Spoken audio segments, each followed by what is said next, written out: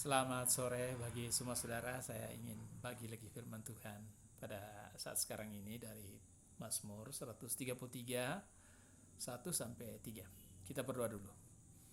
Tolong kami dalam pemberitaan firman-Mu supaya kami diberkati yang menyampaikan maupun yang menerimanya. Terpujilah Kristus. Amin.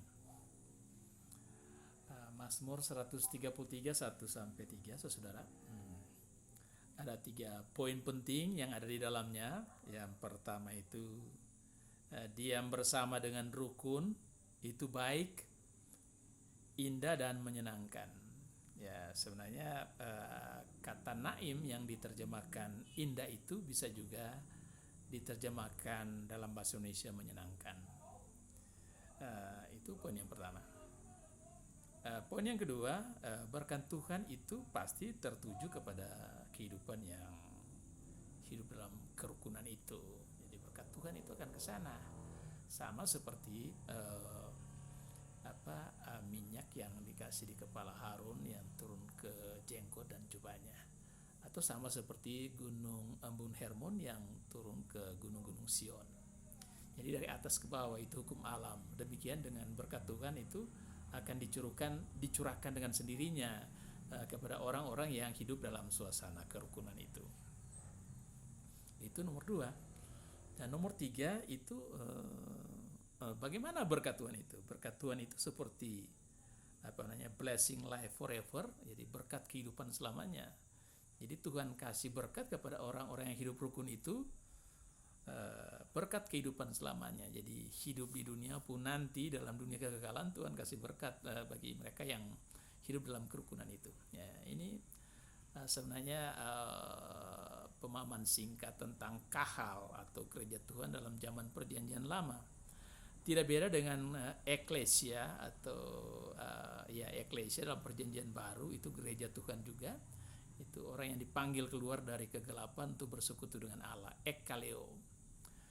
Saudara kekasih Yesus Kristus itu tidak beda-beda jauh, jadi hampir sama, memang sama lah.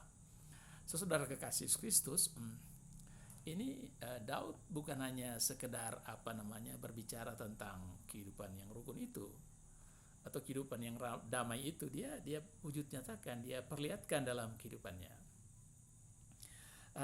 Kita tahu waktu dia ketemu dengan Saul ada 2 kali kesempatan untuk membunuh Saul karena Saul itu rivalnya. Kan juga Daud diurapi oleh Tuhan. Nah, itu kan musuhnya ya secara manusia singkirin aja supaya cepat jadi raja. Tapi Daud tidak berbuat itu. Dia cinta damai. Dia mau senantiasa suasana yang kondusif, suasana ada kerukunan di dalam kehidupan bangsa Israel. Kemudian yang kedua itu Absalom. Absalom juga orang yang berontak kepada dia, ya kan, anaknya sendiri. Dan dia bermaksud menyerang Yerusalem, dan Daud meninggalkan kota Yerusalem. Daud tidak mau bentrok langsung, dia tidak mau. Dia selalu menghindari hal-hal yang buruk yang bisa terjadi dalam kehidupan orang-orang yang percaya pada Tuhan, yang hidup sesama dengan dia. Itu Daud cinta damai, cinta suasana rukun. Kemudian kita ingat juga Yoab. Yoab ini pemimpin tentara Israel yang membunuh panglima perang Israel. Ada 2 yang dia bunuh, Abner bin Ner dan Amasa bin Yeter, yang dia bunuh bukan dalam suasana perang. Jadi Yoab ini orang yang berbahaya juga, tapi Daud tidak bikin apa-apa selama Daud hidup. Yoab juga tetap hidup. Ada juga yang bernama Simei yang mengutuki Daud pada waktu Daud melarikan diri dari kota Yerusalem. Simei mengutuki Daud. Ini raja yang dia kutuk, itu berbahaya bagi Simei, tapi Simei pun tidak diapa-apakan oleh Daud.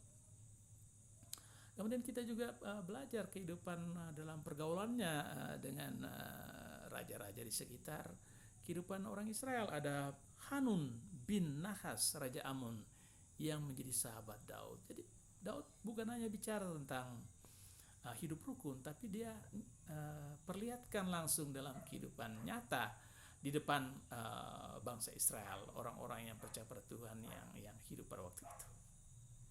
Saudara kekasih Yesus Kristus, dia juga ada problem ya dengan keluarga Uria dan keluarga Betseba, ya kan. dia menghampiri Betseba, itu perbuatan tercela, itu dosa pertama. Kemudian dia merencanakan membunuh Uria, suami dari Betseba.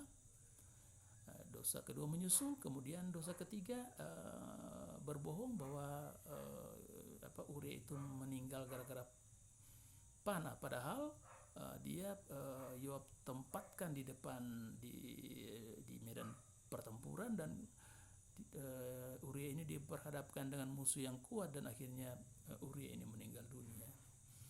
Jadi saudara, ada konspirasi antara Daud dengan pemimpin tentara Israel yang bernama Yoab. Ada juga di situ abuse of power, penyalahgunaan kekuasaan. Dia gunakan kekuasaan yang dimiliki untuk menutupi perbuatan yang tercela itu dengan Berseba. Saudara, mengerikan apa yang dilakukan oleh Daud di sini. Tapi kemudian Nabi Nathan datang menegur dia. Tuhan Allah murka kepada Daud yang diangkatnya, diurapinya menjadi raja, tapi kemudian berbuat hal yang buruk itu. Saudara, ada teguran keras yang diberikan Allah kepada Daud lewat Nabi Nathan.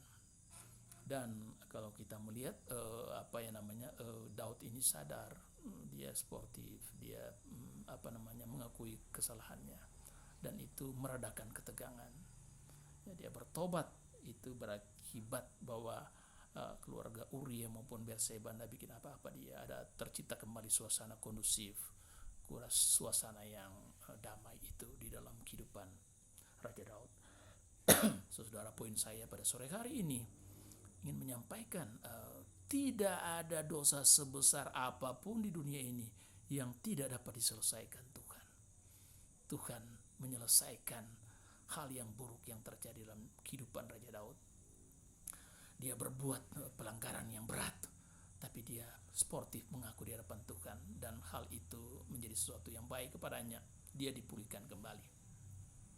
Saudara, dia berbeda dengan Saul. Saul jatuh dalam dosa tapi minta petunjuk kepada wanita petenung, tapi Daud tidak demikian. Dia tetap lari kepada Tuhan yang kemudian menyelamatkannya. Saya pikir hal demikian juga terjadi dalam diri siapa saja yang sekarang ini mendengarkan video ini, yang mengalami hal-hal yang buruk dalam kehidupan saudara. Saudara datang kepada Tuhan, maka Tuhan akan menolong saudara. Siapapun juga ada. Mungkin saudara sudah menangis, sudah dibelenggu oleh dosa, saudara tidak mampu melepaskan diri. Saat sekarang ini, detik ini, datang kepada Tuhan Yesus. Tuhan akan menolong saudara. Karena itulah maksud dia datang ke dalam dunia ini. Dia memulihkan hubungan antara Allah dengan manusia yang rusak. Manusia dengan sesama manusia yang rusak. Dia datang memulihkan semuanya. Dia mau menciptakan damai. Dia mau menciptakan suasana rukun dalam hidup manusia. Siapapun juga Anda. Tantangan seperti Daud itu terjadi dalam perjanjian lama, tapi juga terjadi dalam dunia kini dan di sini. Dimanapun yang kita berada, kita mengalami hal-hal yang sama, pergumulan yang sama. Bukan berarti kita sudah dalam Tuhan, kita lepas dari pergumulan hidup. Tidak, tetap tantangan itu, pergumulan itu ada mengintai kita, mengancam kita. Oleh sebab itu, mari kita dekatkan diri kita pada Tuhan. Pertolongan datang dari Tuhan. Tuhan mampu menyelesaikan semuanya, asalkan kita mau datang kepada Dia, meminta pengampunan, pertolongannya, meminta supaya kita dilepaskan dari hal-hal yang sulit yang terjadi dalam hidup kita. Saudara, saya akan mengakhiri khotbah ini dengan lagu dari Mazmur 133. Himne Matov Umanaim. Himne Matov Umanaim, Sefet Akim Gam Yakat. Himne Matov Umanaim, Sefet Akim Gam Yakat. Himne Matov, Sefet Akim Gam Yakat. Himne Matov, Sefet Akim Gam Yakat. Saudara, mari kita tetap menciptakan suasana kondusif, damai, rukun satu dengan yang lain, bersama-sama dengan Tuhan Yesus. Terpujilah Kristus. Amin.